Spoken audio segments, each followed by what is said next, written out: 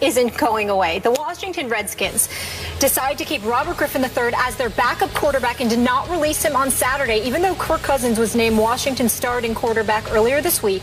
Redskins owner Daniel Snyder and President Bruce Allen want to keep Griffin despite the financial risk associated with retaining the former Heisman Trophy winner. Now, Griffin, who has been sidelined since August 20th with a concussion, was scheduled to consult with an independent neurologist Friday. The Redskins still are awaiting word on the results of that exam. Kate, I thought they should have let him go. Right. Give the guy a break. Is RG3 being treated fairly? I love when the word fair is in something, and Will Kane and I are on an ESPN set together, because I feel like we have a fundamental difference on the value of fairness. Yeah, and how to assess fairness, right. and whether it should be like a human or a law. But in this RG3 case, it kind of splits the difference there, because it's like what's good for the Redskins and what's good for RG3. Yep. And this is why I'm confused, because it seems like what's good for the Redskins and RG3 should be the same thing. I don't understand why RG3 is still with the Washington Redskins. You can tell me that it's because the Redskins they need another QB. Why get rid of a QB who you think at least can perform at an NFL level? But then there's everything else that's coming around with that. And there's also his $16 million option that they picked up that if he gets hurt, it's problematic for them. So they're taking a huge, huge risk here. And I don't really totally understand the logic behind it. If you don't think he's good enough to start, why would you risk having to pay him $16.3 million next year? I'm not sure if you think he's not better than Kirk Cousins and possibly not even better than Colt McCoy, why you would put your organization on the line for $16 million. Now, also, as far as RG3 goes, when we talk about what's fair, I would think you would want to find a balance. I know no organization is going to release a player who can benefit them just because perhaps a player would perform better elsewhere, or for whatever circumstances that player would prefer to be elsewhere. I know it's a business. You're not going to do that. But when the balance here is that RG3 is seems to be held captive in that organization over the last few years, and the benefit to the Washington Redskins, I'm not seeing the upside. Why then are you keeping him within that locker room, within that organization? So your argument is that RG3 is being treated unfairly by the Redskins? My argument is that I actually believe it would be fair to both parties to let him go. I don't even understand the logic. Right. There's that small kernel of like, well, he's a decent QB. Why would you get rid of a decent QB? Okay, so what I would suggest is Robert Griffin III has been treated more than fairly by the Redskins organization. That does not mean, however, that he hasn't been mismanaged. You can be mismanaged and be given more than every chance for success, been treated more than fairly. I look at many quarterbacks in the NFL and I think, wow, what an unfortunate situation did they find themselves in? How unfair that David Carr had 4 offensive coordinators, a new offensive coordinator every year, and a horrendous offensive line, and he led the league in sacks year after year. David Carr was a massive talent that could have been great. Vince Young was a unique talent put into a terrible situation by a coach in Jeff Fisher that did not want him. No attempt to adapt to his unique talents. That is unfair. Robert Griffin III was tailored to, if Mike Shanahan is to be believed. When he was drafted, Mike Shanahan said this was a guy that came out of Baylor that couldn't read a route tree, that couldn't pre-read a snap to see what defensive coverages are.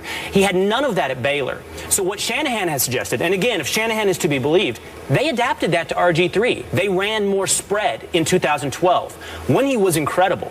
Something happened between 2012 and 2013. He had fewer offensive plays tailored to his strengths, an offense that wasn't as conducive to his talents. What happened?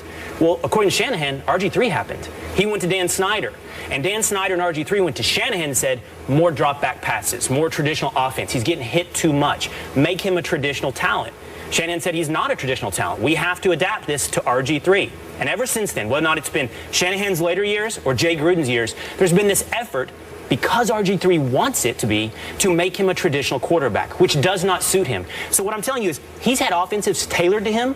He's had offenses adjusted according to what he's wanted. He's had ownership back him up through those attempted adjustments. And now he's had ownership essentially guarantee he's going to get $6.5 million this year to be a backup quarterback. I have a hard time looking at any of that going, where's the unfairness? He was given every opportunity and it just didn't come through for him. You missed one key distinction between what happened in 2012 and RG3's performance in 2013. Injury? Yeah. An injury that a lot of people would say was a result of mismanagement by the Redskins. Now you have him injured again with a concussion that a lot of people would point out happened because RG3 was in a game and was placed in the game by coaches and in a position that a lot of coaches would not have put their quarterback. That strikes me as possible mismanagement.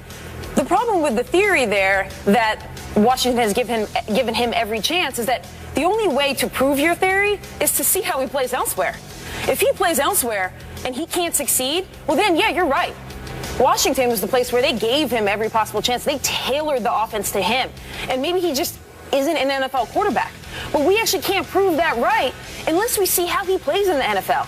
And we're not getting to see that right now because he's stuck in Washington. Making $6.5 million. True, if it's about money. If the conversation's about money, well, then I don't feel bad for RG3. Let's take the money out of the conversation and actually talk about a guy trying to do his job, trying to prove himself, and actually not getting that chance.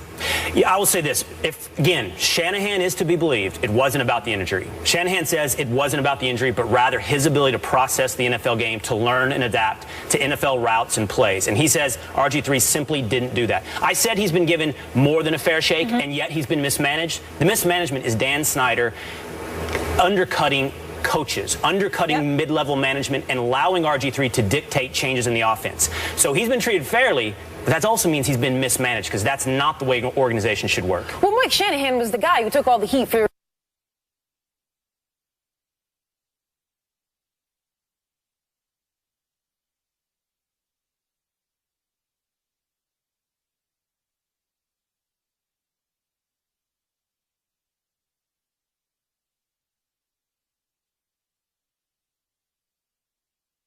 together, okay? I don't know. This smelled a little bit to me like maybe they're not totally trusting in Kirk. That was just maybe a little bit of that. My 2 cents there. At least we know with Daniel Snyder, he's always had his back. So we talk about targeting RG3 in a negative way. Wait till you see this video. This is a high school game over the weekend that you just can't believe. Players targeting a referee will react to it right after the break.